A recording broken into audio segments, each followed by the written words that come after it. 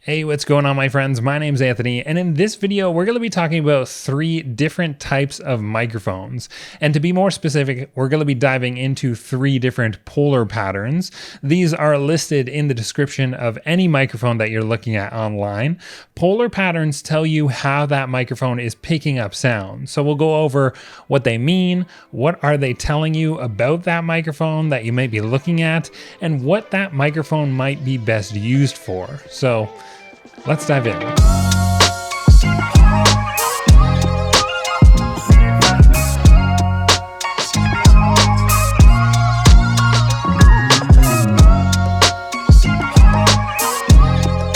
So a microphone with a cardioid polar pattern generally will have a tight area where that microphone is pulling sound from. But there are 2 different types of microphones that sound very different but have the same polar pattern. So I'll give you an example, and this is not as complex as it may seem. The Rode Micro says it has a cardioid polar pattern, but so does this Shure SM58. But they sound completely different, and I wouldn't want to use the Shure SM58 for vlogging, but I wouldn't want to use the Rode Micro for podcasting, even though they have the same polar pattern, and generally the cardioid polar pattern is great for podcasting. And remember, the polar pattern is just describing how that microphone is picking up sound. This Shure SM58 is a dynamic microphone, and because it's a dynamic microphone and has a cardioid polar pattern, the area it's pulling sound from is very tight. This mic will kind of ignore what's happening over off to the side here. It's going to ignore the background. I live right next to a busy road, and when I'm using this mic, you don't often hear those big trucks going by, and that's why so many comedians or people on stage use this microphone, because it's focused on whoever is holding that microphone and reducing that background noise completely. The Rode Micro is a condenser microphone, but yet it still has the same polar pattern, and the best way to describe this is just imagine the area where the microphone is pulling sound from just gets a lot larger. So this Rode Micro would be great for vlogging because the area it's pulling sound from is pretty large, and it will pick up details within a scene. Dynamic microphones with a cardioid polar pattern are excellent for when recording in, say, like a loud area, like outdoors or on stages. For podcasting, when you want to hone in on one person speaking and ignore what's happening in the background. Condenser microphones with a cardioid polar pattern pick up a lot of noise in the background and are generally mics reserved for the entry-level vlogger. They're very inexpensive, but believing is seeing, or when it comes to microphones, I guess hearing is believing. So this whole video is going to be recorded on the SM58, and we'll do some comparisons. Certainly my most favorite and most used microphone we will be discussing today, but the cardioid polar patterns are what you want to see when you're looking for a microphone just to record one person talking in a noisy environment or just like at home. So I came down to our Church Street location. This is Studio 185 in our downtown Toronto store, just to test out some microphones in some different kind of environments so you can hear what they sound like. So right now we're listening to the Rode Micro. Sounds a lot different than the dynamic microphone that I was using at home, but notice how it sounds pretty good when we're kind of up close, but as I start to move backwards, we're noticing that the drop off in quality is fairly significant. These microphones are ideal for being like an arm's length away, right? This is your vlog style microphone. The Rode Micro, very affordable, but so much different than a dynamic microphone. Super cardioid microphones are similar to your condenser microphones with a cardioid polar pattern, but super cardioid polar patterns is pulling sound from a slightly more defined area. The Sennheiser MKE600 and the Rode VideoMic Pro Plus are both really popular options, and they're great for the budget-friendly kind of users. I've used these for interviews in a pinch, but it's more designed for like a run-and-gun, low-budget documentary or vlog style content. Foley, sound effects, ASMR, that kind of stuff. I've used this mic in a recent video where I was recording sound of a pocket watch, and it was perfect for that because this mic pulls sound from a larger area than, say, like an SM58, but it's still kind of defined in that area. It's a happy medium between cardioid mics and omnidirectional, which we'll talk about next. If you're using a super cardioid mic to record a person talking, then it's best to keep these microphones close to that person, so like a about an arm's length away or closer would be best to keep that nice bassy sound in a person's voice. So that's why something like the Rode VideoMic Pro Plus, this has been like the gold standard for a ton of YouTubers like Peter McKinnon, Casey Neistat. When they're vlogging, this is generally the microphone that they're using. The Rode VideoMic GO 2 is another great super cardioid mic that is also USB.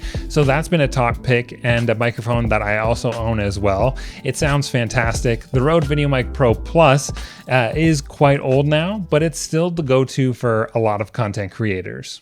So now we're using a super cardioid microphone, and you can hear the audio test from this microphone. It sounds pretty good, especially when we're an arm's length away in this like vlog kind of mode.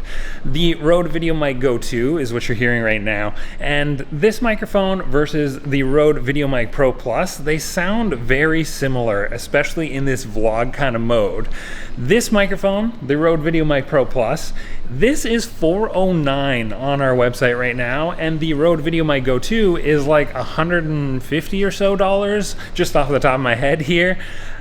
I don't know if it's really justified to spend this much on this microphone anymore, even though legendary vloggers have really started their career on this microphone. I think it's just time we move on to the Rode VideoMic GO 2, because one thing you notice when using these microphones in this vlog setting, they pretty much sound the same. You know, maybe there's slightly more bass in the Rode VideoMic Pro Plus, but the big benefit to the Rode VideoMic GO 2 is you can connect this to a computer.